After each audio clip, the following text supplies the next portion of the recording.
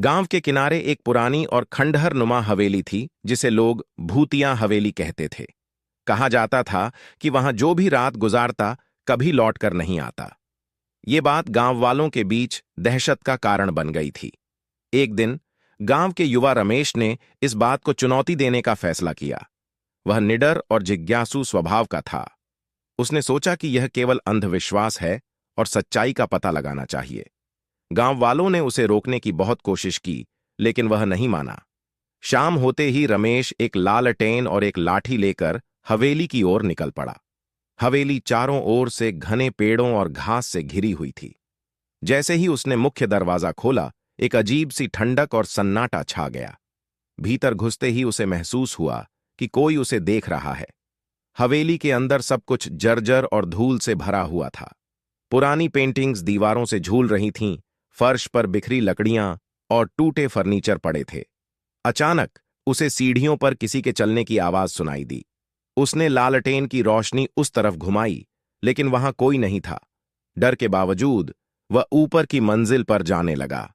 जैसे ही उसने पहला कदम रखा, उसे लगा कि किसी ने उसके कंधे पर हाथ रखा है। उसने तुरंत पलट कर देखा, लेकिन वहां कोई नहीं था। उसकी सांसें तेज हो गईं और उसके दिल की धड़कनें बढ़ने लगीं। ऊपर के कमरे में पहुंचते ही उसे एक पुरानी बंद अलमारी दिखाई दी। जैसे ही उसने अलमारी खोली, वहां एक कंकाल गिर पड़ा। रमेश चीख पड़ा और पीछे हट गया। तभी दरवाजे पर जोर से धड़ाम की आवाज हुई। दरवाजा अपने आप बंद हो गया।